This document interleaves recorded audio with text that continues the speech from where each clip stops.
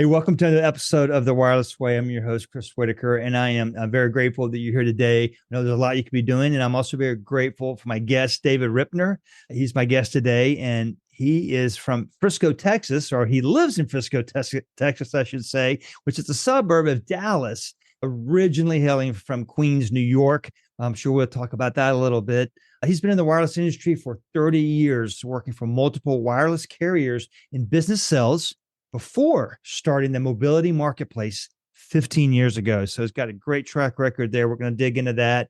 He started the mobility marketplace to help businesses and government customers manage their cell phone accounts more effectively related to cell phone device management solutions. And we're going to unpack that as well. David, thanks for making time today. I know we went back and forth on scheduling this. We're here today. So thanks for being here. Thank you for having me, Chris. Excellent. As I warned you, my first question I love is the most interesting one probably of the whole show is what's not in the bio? How did you get here? Actually, it's funny. I started 16 years old. I have a job, and most people are flipping hamburgers or working in a department store. I was one of those obnoxious people who actually held a clipboard in the mall and would do those surveys. And I had a marketing degree. I was going to be studying marketing in college. It was about market research. You weren't selling anything, but approaching people in a mall, I can still tell you to this day, it was the most difficult job I ever had. Even owning my own company and being in sales and working for all the wireless carriers that you alluded to before, standing in a mall, having to approach people with a clipboard was by far the most brutal and the most rejection I ever experienced in my life. And then everyone said, wow, you should go into sales eventually. And that kind of got me on the sales track from doing that. Anyone who thinks that cold calling in sales is difficult, grab a clipboard and go into a mall and try to approach people and ask them a few questions and see how well that goes for you. That's right. Everybody's in a hurry. No one wants to talk to you. What was your success rate? Out of 50 people, what was your ratio? How many people did you have to talk to get a good survey? If I could get 10%, I'd be happy. Most people would go around a plant or something, and I would have to, like a safety in the NFL, cut off the angle so I can approach them. It was really comical, but it was fun. And I knew I was going to be studying marketing, so I enjoyed new product development. But also in dealing with people, it took me on a track that once I graduated, I decided marketing and sales actually can go more hand in hand, and it started my career. And then when I graduated, I sold jewelry, and I was a jewelry salesman. I traveled 4 or 5 days a week. The first 4 years I was married. My wife and I decided we wanted to start a family, and traveling was not part of the plan. And that got me into telecommunications. Wow. When you say telecommunications, was it wireless? Was your first technical job? Was it? Yeah. How did you get into the wireless business? What was the transition to get into wireless? Pagers. 1994, I got into paging before cellular really became so prevalent. And yeah, I was a sales manager for a company out of Louisiana. And we, along with the regional manager, created the whole Dallas market, opened up retail stores, hired salespeople. And then eventually I got promoted to a regional manager position. And that's when cellular became more prevalent. And there were only two carriers back in that day, around 96, 97. And all of the top performers that AT&T and Southwestern Bell Wireless were bringing in were people that I mentored and trained in sales. So all of a sudden I'm getting directors from both companies contacting me saying, who is this guy that trained you and you're doing well? And I guess after a while having young kids, I wanted to start making more money. So I said, you know what, I'll go work for the carriers. And i.e., that's where it really got started. And I started really going out on my own and selling and meeting customers and starting the 15-year run working for the different carriers in the Dallas area. As you were talking, made me think, what was it like? Okay, so your first foray into wireless was pagers. And I imagine at some point you were just, pagers were the thing. That was the rage. If you had a pager, you were important, man. You were a lawyer, you were a doctor. Was there a time? You're a drug dealer. A drug dealer, yeah.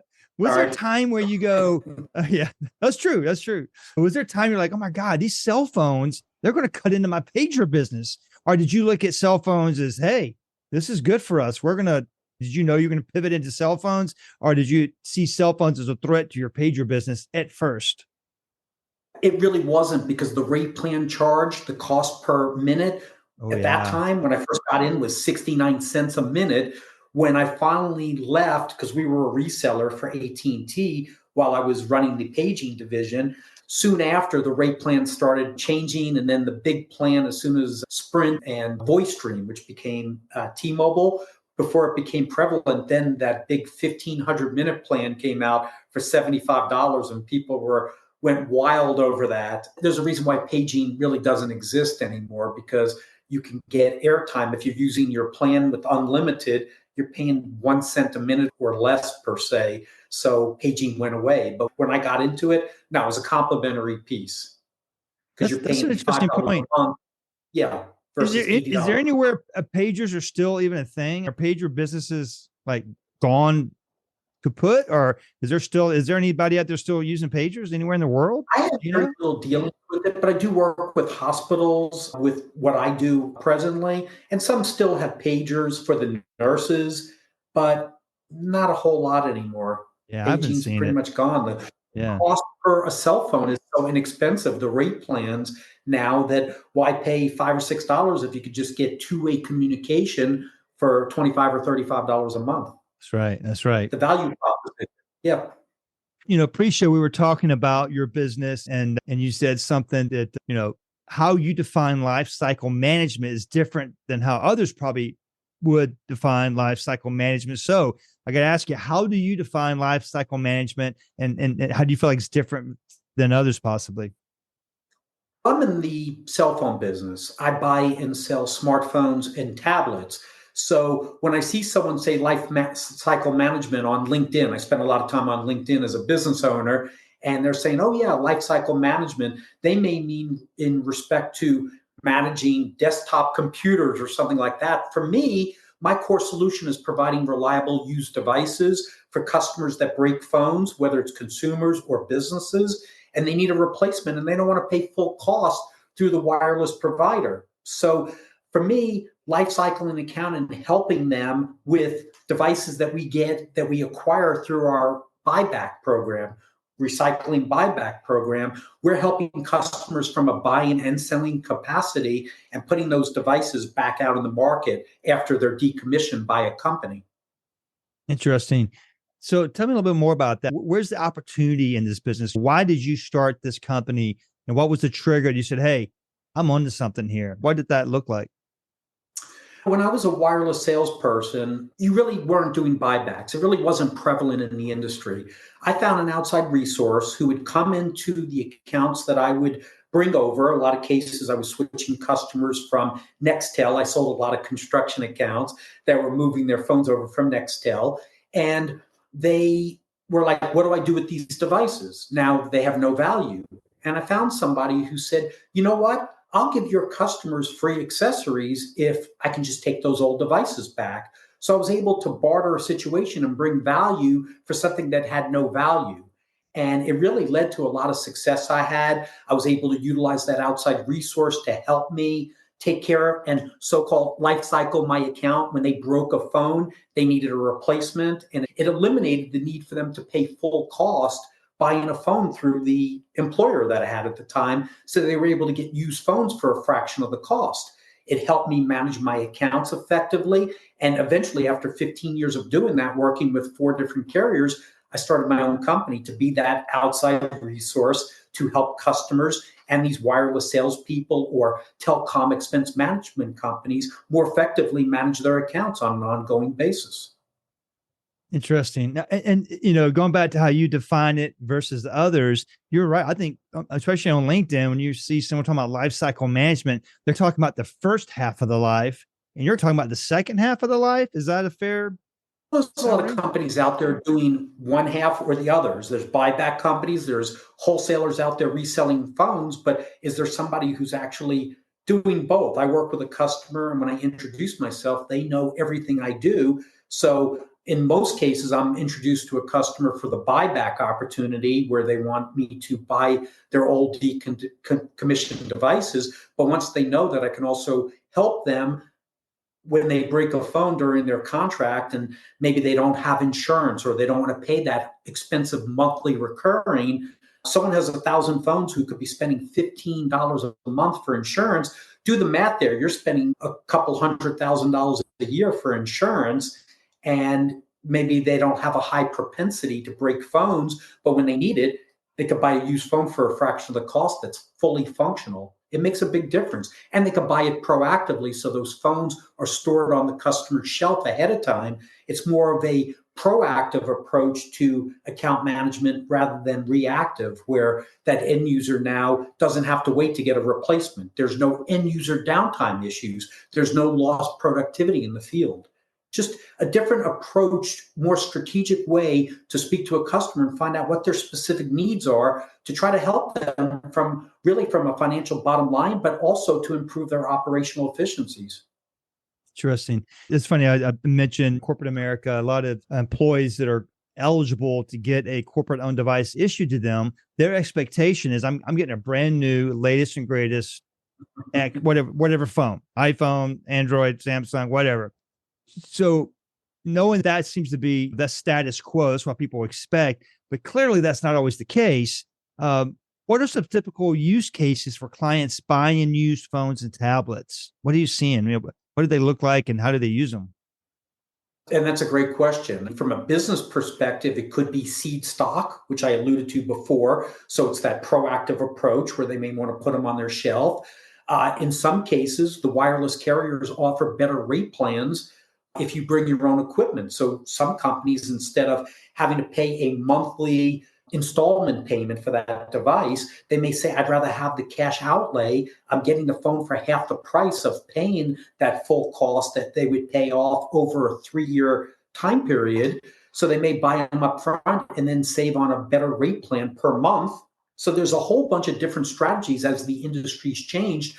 From a consumer standpoint, we have a lot of consumers who buy our phones, and they may buy it for a simple reason of, hey, I bought my kid an iPhone 14 or an iPhone 15. The kid didn't put any value on it, lost the device. I'm going to teach Junior a lesson here and get them an iPhone 11 or a 12 or could be an iPhone 8 for $75 and say, you know what, I'm going to teach my kid a lesson, but I can also still be in contact with them. God forbid there's an emergency. So I've heard so many situations over the 30 years I've been in the industry, but more specifically over the 15 that I've owned my own company. It's completely different, the answers, and they vary. And that's what makes it fun is you never know what's really important to that person or what situation comes up. But there's definitely different scenarios and different adventures I get to experience daily, and that's fun.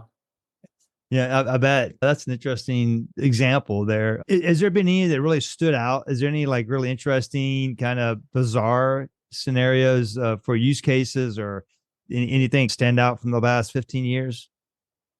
There's some doozies. Yeah, there's definitely. I don't know how much detail I could go into, but Sure. I've literally had a hospital before ask me, do I have 200 old discontinued flip phones, like phones that weren't in the market for 10 years, because they were doing a survey with drug dealers. They were bringing into their facility, doing tests on them or whatnot. And as part of the incentive to get drug dealers and people who had drug addiction to participate in their survey, they offered them a phone with a certain amount of airtime.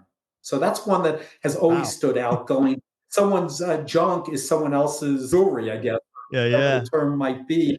But I've had different scenarios like that still to this day, every once in a while. And we will get a phone call from someone saying, I know this is strange, but do you have any Blackberries? And we might have gotten one in, did all the data wiping, but we're not going to resell a BlackBerry or put that on our website for resale. But you never know when someone may want that. And if not, then it's just part of our museum of old collector's items, like the old StarTAC. That was the popular phone back. That was the status quo phone back in the 90s.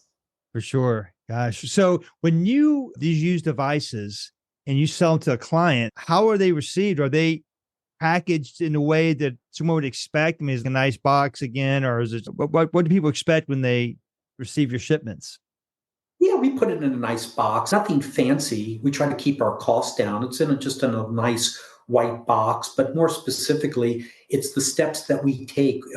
People think it's real easy. You just grab your phone, you do a hard reset, and then you put it on Amazon and sell it. And people don't realize how susceptible they are, that doing a hard reset on a device does not remove all the sensitive information. We spend a lot of money to do what we call a level 3 encryption to make sure that when we data wipe the phone and hook it up to the machine, that it is reset back to the original specs of when it came out of the box brand new, and that the next person who owns that device will have no idea who owned it previously.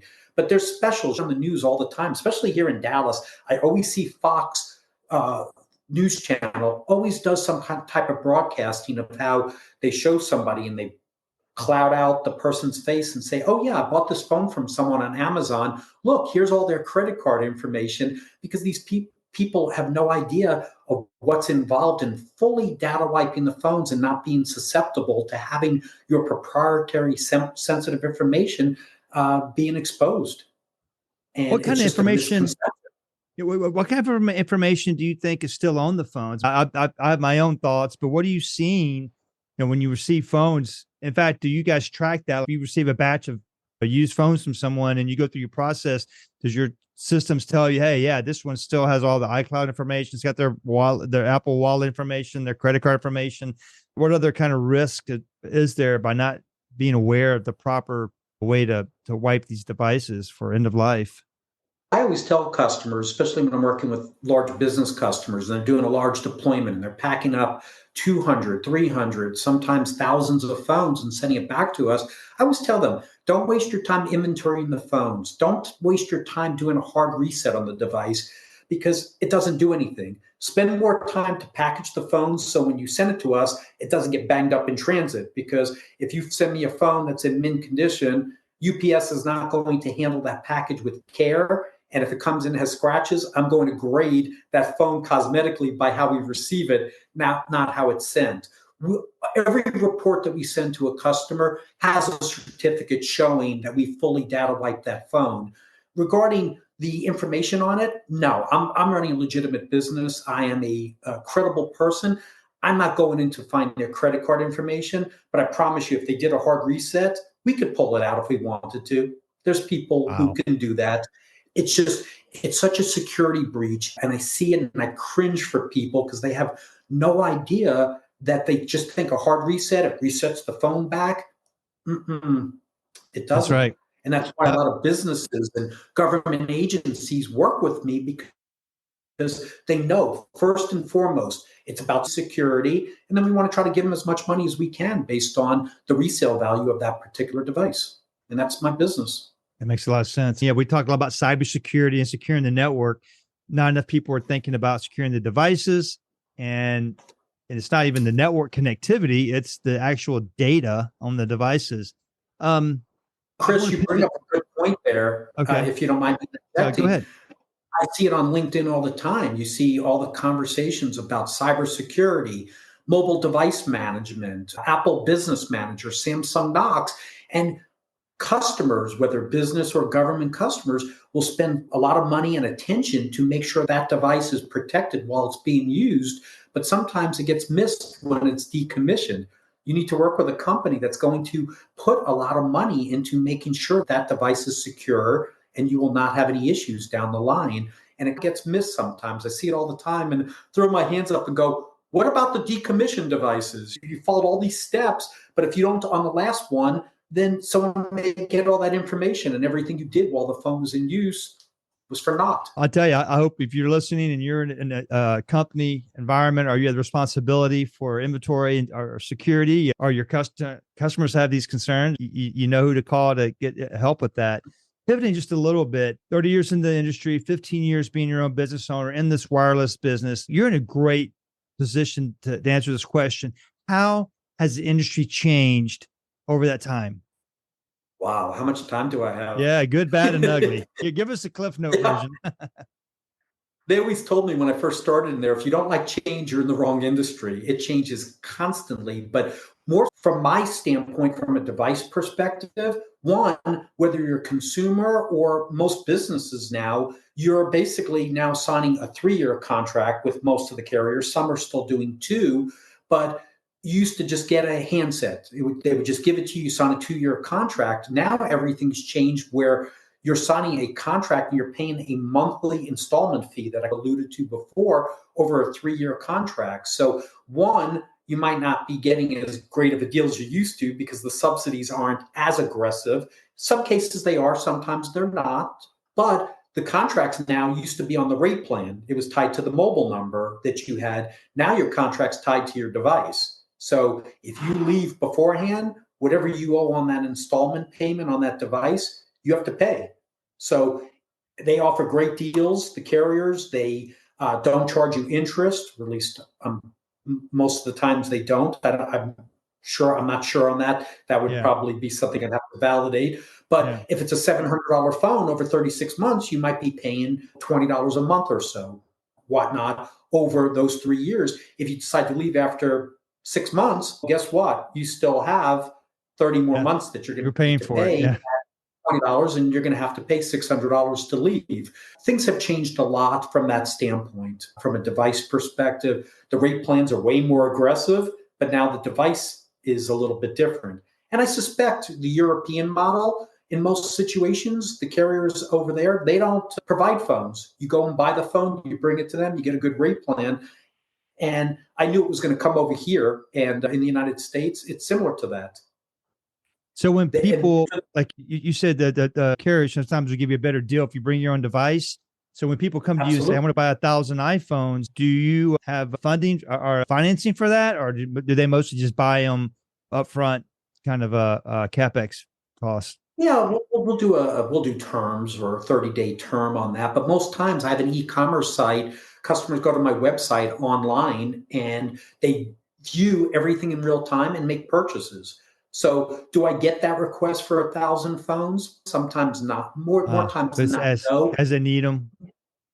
Yeah, absolutely. We do more of a run rate type of, like I was mentioning earlier, I had construction accounts I work with. So when I was working for the wireless carriers, hey, I'm noticing you're breaking 5 phones a month.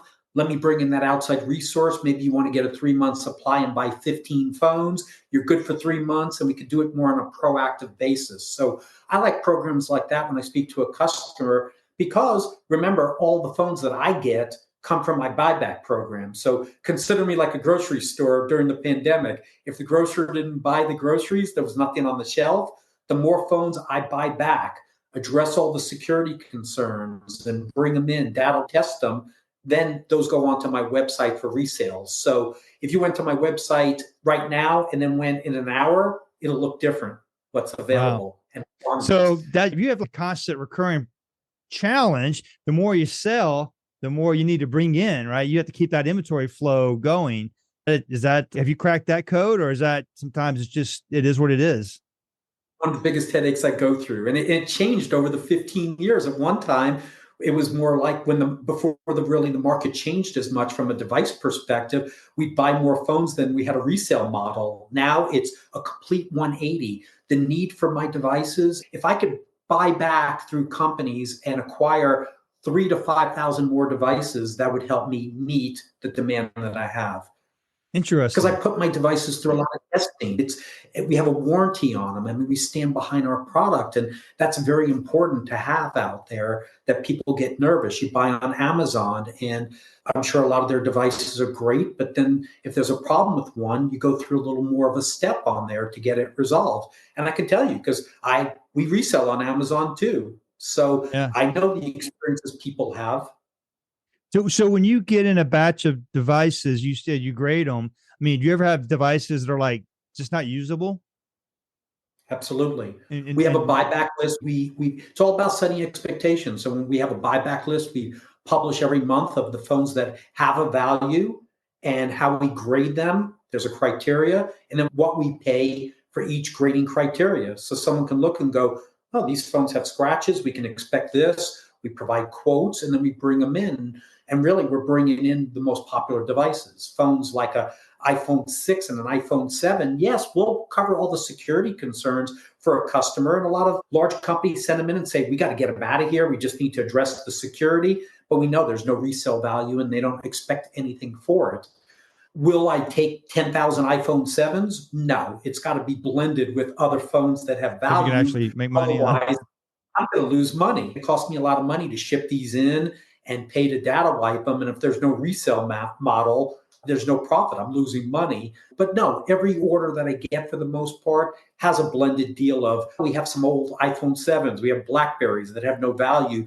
Would you take those devices and securely data wipe them for us to help them? And the answer is yes, because to me, a good partnership is it's got to be mutually beneficial for all parties. And for me to say no and just take the good and not take the bad is not right. That's not. Is there typically a fee associated with wiping devices you can't resell? Is there like a per device fee for the security aspect, or is it just bundled in? You open it, flushes out in the wash with the devices you can resell? I have a fixed cost for what each device costs, whether it has a value or not. It goes through a system, and I have to pay per click to data wipe that device, run it through a 33-point inspection check that checks functionality. So when we resell the device, it's a good, reliable device. So we put a lot of money into that front end, and we have very little quality control issues from that standpoint. We get very few returns because we spend more money up front rather than money on the back end, do a return label to send a phone back because it didn't work properly. So spend the money up front and less cost on the back end. Yeah. As always is the case, time flies. We've covered a lot. Check the show notes. I'll have some links for David and his organization. You can learn more about him and how to reach out to him. But now that we're landing the plane, David, any last words? Anything we did cover, anything you want to share with us? It's really just had a passion for this. The industry to me has always been about account management, managing an account.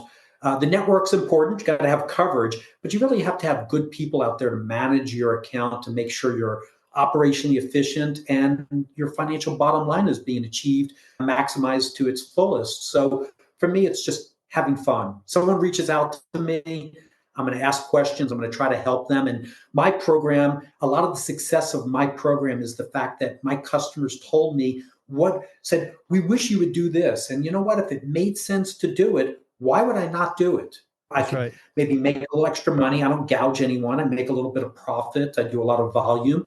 But when customers out there's so many challenges out there. And for me, if it makes sense, I like to speak to a lot of people because they come up with good ideas that help me make my program evolve further. And so a lot of the success and where my program has evolved over 15 years is due to my customers' feedback and listening to them. So that's right.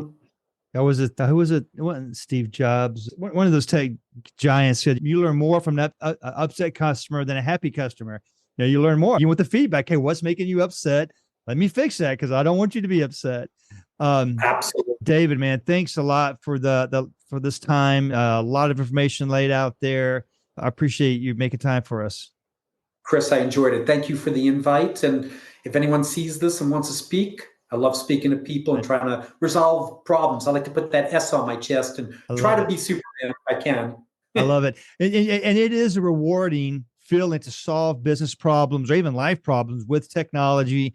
And of course, addressing that security need. I'm glad you called that out. That is often overlooked. So there you go, folks. Another episode of The Wireless Way. Thanks for checking it out. And if you like what you heard, or you think there's someone in your network that could benefit, please share this episode with them. And we'll see you next time on The Wireless Way.